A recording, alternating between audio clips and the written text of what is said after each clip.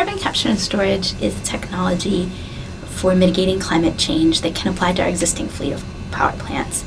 In short, what it entails is capturing the CO2 or the CO2 in the emissions from a power plant and injecting them deep under the earth and storing them permanently. It's often called CCS for short and is often seen as an important part in a portfolio of technologies for climate change because of our heavy reliance on coal-fired power generation.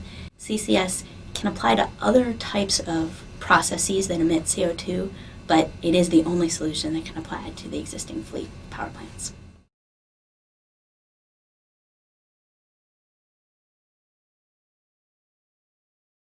When most people first imagine CCS, they imagine that the CO2 is being injected into a vacuous space that's under the earth. Part of the reason that we know that CCS can be done in a way that's permanent and secure is because it's actually injected into the pore spaces in a rock formation. The CO2 goes into the spaces, in the tiny spaces that are in between the pores of the rock, and is physically and permanently trapped. Another important feature of an effective site for CCS is an effective cap rock that prevents the upward migration of CO2. You can see the difference between these two rock formations. This rock formation has pores where the CO2 can be stored.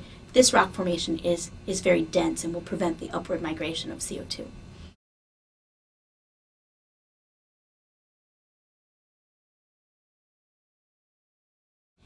One of the interesting things about carbon capture and storage is that the individual technology pieces have been applied in other industries.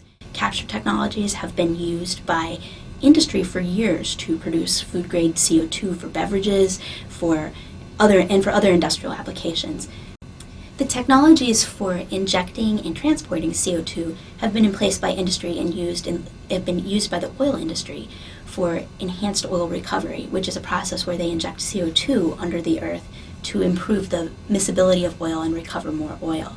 It's been done in the United States since the 1970s and provides a good background for how to safely inject CO2, although the goals in enhanced oil recovery are very different and they're not looking for permanent storage.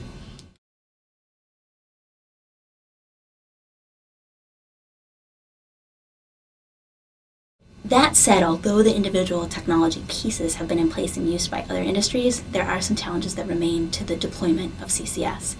The first is cost. The technology to capture the CO2 from a power plant is costly. Applying it to our existing coal-fired fleet would significantly increase the cost of electricity beyond what society is likely willing to pay. The second major obstacle or challenge facing CCS is that we haven't done an integrated demonstration. We have experience injecting CO2 in the subsurface, as I mentioned, through enhanced oil recovery. There also have been a number of industrial projects that have taken place around the world that have injected about 1 million tons of CO2 per year. 1 million tons of CO2 per year is a fraction of what would be emitted from a normal, typical coal-fired power plant. We have done the pieces in various ways, but what we haven't done is we haven't done them in an integrated way and at full scale.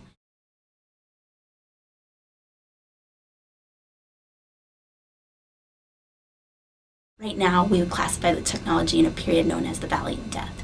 It's been demonstrated at small scale. The pieces are there, but we haven't done it in an integrated way at the scale that we need. Getting the financing to do the integrated demonstration that we need is certainly a challenge. And the government has a robust R&D program, and they put a lot of money in. Industry has contributed to that, but ultimately finding the financing to get the technology demonstrated at scale is the next step. And the insurance community is also an important decision maker going forward. We have some positive news on that front. We have insurers who are saying that they're willing to underwrite projects, but it is another thing. It hasn't yet happened, and some experience in terms of succeeding in some early demonstrations will go a long ways towards moving the technology forward.